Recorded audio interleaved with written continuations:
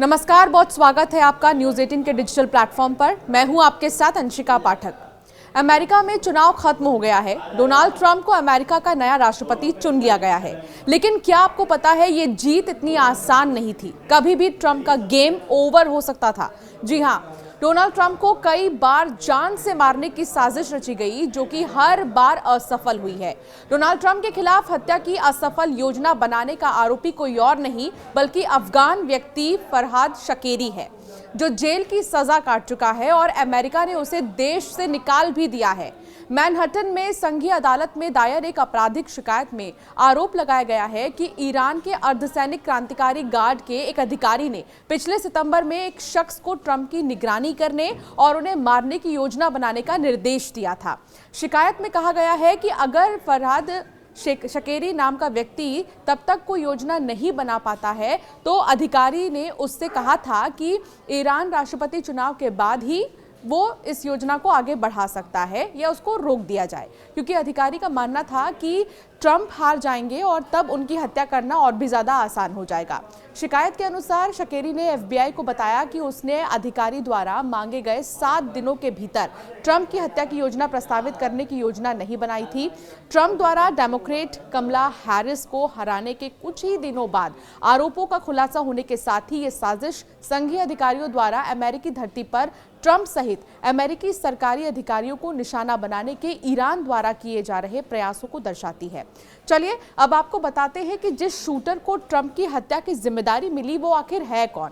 शकेरी अफगानी नागरिक है जो बचपन में अमेरिका में आकर बस गया था, लेकिन डकैती के लिए 14 साल जेल में बिताने के बाद उसे निर्वासित कर दिया गया था। अब वो भाड़े पर हत्या की साजिश के लिए तेहरान द्वारा भर्ती किए गए बदमाशों का एक नेटवर्क चलाता है।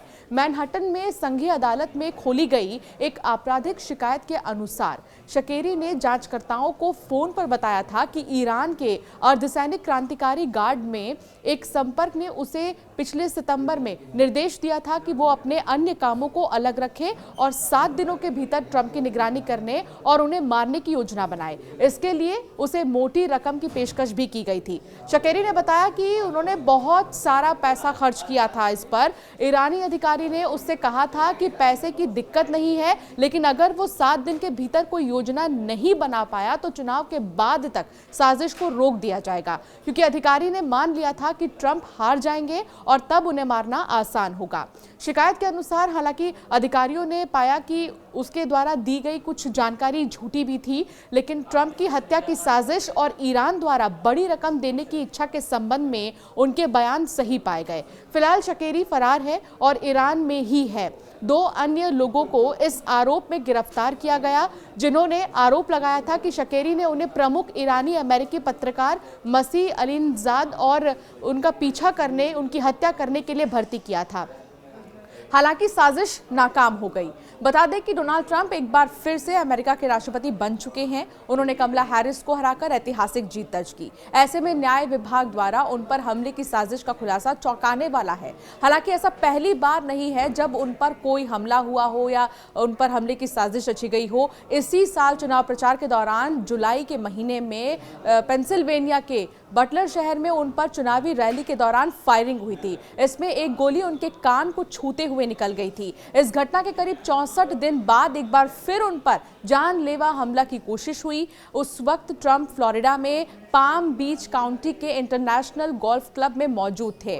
अमेरिकी राष्ट्रपति पद के उम्मीदवार डोनाल्ड ट्रंप पर 2 महीने के भीतर ये दूसरी बार हमला हुआ था।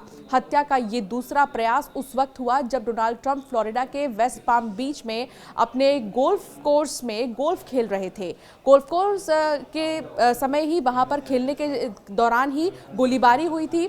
हालांकि सीक्रेट सर्विस के एजेंट्स ने घटना के तुरंत बाद आरोपी हमलावर को गिरफ्तार कर लिया। जब गोल्फ कोर्स में ट्रंप गोल्फ खेल रहे थे तब उनसे महज 300 से 500 गज की दूरी पर मौत बनकर वो शख्स खड़ा था। वो दूरबीन लगे एक AK-47 से लैस था और झाड़ियों में छिपा था। उसने दूरबीन के साथ AK-47 राइफल तान रखी थी और उसके टारगेट पर डोनाल्ड ट्रंप ही थे, मगर सीक्रेट सर्विस के एजेंट्स की हमलावर पर नजर पड़ी और फिर समय रहते डोनाल्ड ट्रंप को बचा लिया गया।